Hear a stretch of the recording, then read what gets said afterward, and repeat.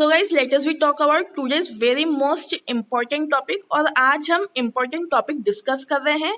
This is the cyclone is the ताउक्तई. अब ताउक्तई कहाँ से लिया गया? This is pronounced the ताउती also और हम इसे ताउती के नाम से भी जानते हैं. क्लासिफाइड किया गया है बहुत ही ज़्यादा वेरी सीवियर साइक्लोनिक स्टॉर्म्स में. क्यों? क्योंकि सीवियर इसलिए है क्योंकि डेवलप हुआ है अरेबियन सी के अंदर. Is expected to the hit southern Gujarat on Tuesday और आज ये गुजरात में हिट करेगा. In recent years strong cyclones have been developing in the Arabian Sea more frequent than earlier. और रिसेंट ईयर्स हम अगर देखें 2018, 19, 20, 21 के अंतर्गत तो अरेबियन सी में पहली बार इतना स्ट्रॉन्ग स्टॉर्म्स जो है बना है. अगर ताउक्तई हमें देखने को मिल रहा है तो हमें पता होना चाहिए कि ये फोर्थ साइक्लोन है बिकॉज कंजिक्यूटिव ईयर के अंदर देखा जाए 2018, 19, 20, 21 के अंतर्गत तो अरेबियन सी में ये पहले प्री मानसून पीरियड के अंदर मीन्स अप्रैल से जून के अंदर, प्री मानसून पीरियड मतलब अप्रैल से जून के अंदर स्टार्ट हुआ है. All these cyclones since 2018 have been categorized either severe cyclone or above. अभी तक के कॉन्जिक्यूटिव ईयर अगर हम 18, 19, 20, 21 के अंतर्गत देखें तो बहुत ही ज्यादा सीवियर साइक्लोन 2021 के अंतर्गत बना है.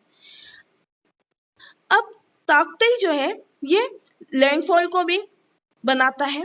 ये पहली बार हिट करा था इसने उड़ीसा के अंदर, लेकिन हमने देखा कि ये गुजरात और महाराष्ट्र कोस्ट तक माइग्रेट हुआ है बिकॉज वेस्ट बंगाल लगा हुआ तो वेस्ट बंगाल से ये गुजरात और महाराष्ट्र के अंदर आगे जो है फैल गया है. नाउ आफ्टर साइक्लोन इज मेकानू हम देखें अगर 2018 के अंदर 2018 के अंदर साइक्लोन मेकानू आया था, इसने ओमान को हिट किया था. और 2019 के अंदर वायु आया था, साइक्लोन वायु, इसने गुजरात को हिट किया था. और अब हमें 2020 के अंदर साइक्लोन निसर्ग मिला था, इसने महाराष्ट्र को हिट किया था.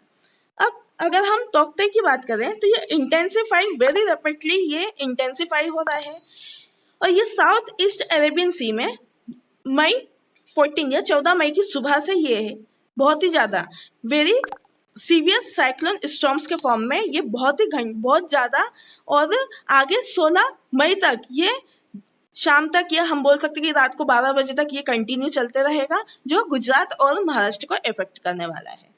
अब compare to the Tauktae 2 days cyclone Vayu had taken 36 hours to become a VSCS, while cyclone Meccano 4 days and the cyclone Nisarg 5 days and had developed slower. अगर हम ताउक्तई की बात करें तो ये 2 दिन से कंटिन्यू और सीवियर साइक्लोन स्टॉर्म्स के फॉर्म में चल रहा है. वहीं अगर हम मेकानो की बात करें तो ये सिर्फ 4 दिन तक ही साइक्लोन जो है चक्रवात चलते रहा था और निसर्ग 5 दिन तक ही चलते रहा और उसके बाद ये धीरे धीरे स्लो होते गया. अब हम जैसा कि देख रहे हैं कि ये ताउक्तई जो है ये 50 मीटर अंदर मतलब डीप ये स्टॉर्म्स बना रहा है. जिस तरीके से टाइड्स जो है वेव्स जो है बहुत ज़्यादा रैपिडली स्पीड पकड़ रही है. अब अरेबियन सी और बांग्लादेश के बीच में हम देखें तो ये सबसे ज़्यादा पहले इफेक्ट कर रहा है लक्षद्वीप प्लेट्यू को. क्यों? क्योंकि अरेबियन सी से लगा हुआ है और इन बिटवीन दी अरेबियन सी और बांग्लादेश के अंतर्गत हमें देखने को मिलेगा. अब किस तरीके से ये कंडेंस्ड और हम बोल सकते हैं कि सबसे इम्पोर्टेंट अगर किसी भी साइक्लोन के लिए हमें चाहिए तो हमें एक फेवरेबल टेम्परेचर चाहिए जो अराउंड 27 डिग्री तक होना चाहिए और हमें एक फेवरेबल मॉइस्चर चाहिए जिससे साइक्लोन जो है अपने हाई प्रेशर से लो प्रेशर के प्रेशर डिफरेंस के अंतर्गत आ सके. बिकॉज हमने ये द हिंदू न्यूज़ का एडिटोरियल वहाँ से उठाया है मैंने, तो आपको वहाँ पर ये बहुत सारी चीज़ें जो हैं इजीली दिख पाएंगी.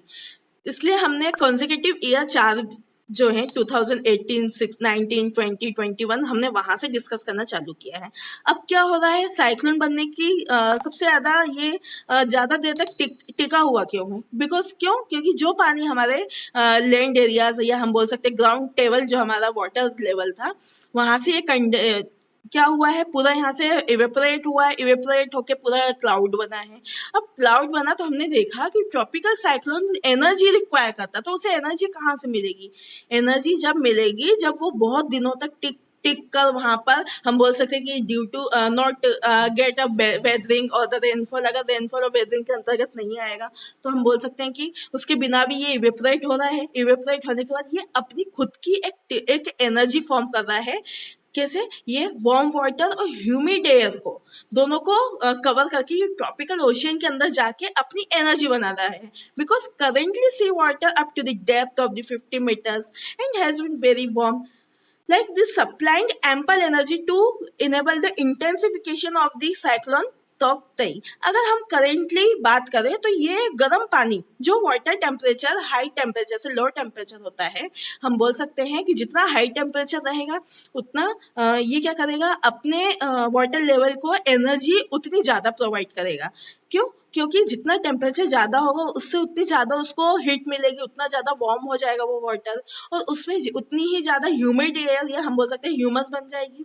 ये क्या कर रहा है कि ये 50 मीटर्स डेप्थ जाके ये उस वार्म वाटर से एनर्जी लेके उसको इंटेंसिफाइड करके और आगे के हम बोल सकते हैं कि एनर्जी से जो है इसका साइक्लोन जो है आगे बढ़ता जा रहा है। ये देखो किस तरीके से हमने देखा कि वार्म वाटर्स जो है ये एक 27 डिग्री सेंटीग्रेड पे अगर ये इवेपोरेट हो गया है तो किस तरीके से साइक्लोन जो है अपनी एनर्जी को एक्वायर करके किस तरीके से ये इंटेंसिफाइड हो रहा है, और इसमें जितनी भी एम्पल एनर्जी लग रही है वो यूज हो रही है। एम्पल एनर्जी की बात यहाँ पे ये आती है, हम देखते हैं कि बहुत बार हम अगर बारिश हो रही है, बारिश हो चुकी है तो हमें कुछ हम बोल सकते हैं कि कड़कती बिजलियां देखते हैं। तो हम कड़कती बिजलियां क्यों आती है? क्योंकि एम्पल एनर्जी बनती है उसमें। एम्पल एनर्जी का मतलब यहाँ पर ये है कि जितनी भी करंट हम बोल सकते हैं करंट की यूनिट एम्पल होती है, उसी से एम्पल एनर्जी आया है। We drive the current unit we call the ample energy, correct. अब next is tropical cyclone in the north Indian ocean region. अगर हम नॉर्थ इंडियन ओशियन रीजन की बात करें तो वहाँ पे बे ऑफ बंगाल मिल रहा है, हमें अरेबियन सी मिल रही है, और वहाँ पर क्या कर रहे हैं कि ये मानसून होने के पहले या मानसून होने के बाद, अब मानसून होने के पहले तो हमें अक्टूबर के पहले मिल जाएगा, और मानसून होने के बाद तो हमें दिसंबर तक, अक्टूबर नवंबर दिसंबर ये 3 महीने जो है इनका टाइम पीरियड निकल जाएगा। तो हमें प्री मानसून भी देखना है और पोस्ट मानसून भी देखना है।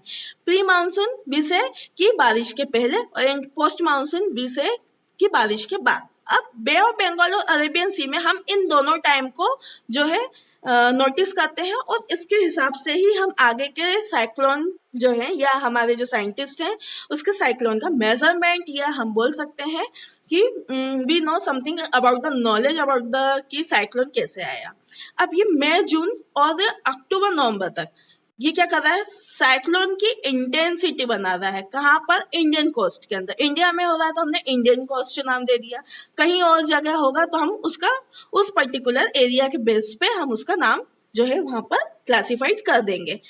अब ये क्या कर रहा है कि ये 5 साइक्लोन जो अभी तक हुए हैं 2018, 19, 20, 21 के अंदर, ये 5 cyclone on an average Bay of Bengal और अरेबियन सी दोनों के कॉम्बिनेशन की वजह से हुए हैं। लेकिन जो हमें तौकती दिख रहा है ये सिर्फ हमें बे ऑफ बंगाल या अरेबियन सी की वजह से नहीं दिख रहा है, सिर्फ ये हमें अरेबियन सी की वजह से दिख रहा है, क्योंकि वहाँ का जो टेम्परेचर वहाँ पे उतना वार्मर हो चुका है। और जितने भी हमें 4 साइक्लोन मिले हैं 2018, 19, 20 के अंतर्गत, ये हमें सारे मिले हैं कहाँ पर? बे ऑफ बंगाल के अंदर। अब अरेबियन सी की बात आ रही तो ये एक टिपिकली एरिया को क्या कर रहा है, कवर कर रहा है, जैसे लक्षद्वीप एरिया हो गया। बिकॉज यहाँ पे जो है लार्जली ट्रेवर्स वेस्टवर्ड्स, हम बोल सकते हैं कि लक्षद्वीप पे एक वेस्टवर्ड साइड पे है, ये वेस्ट डायरेक्शन में है।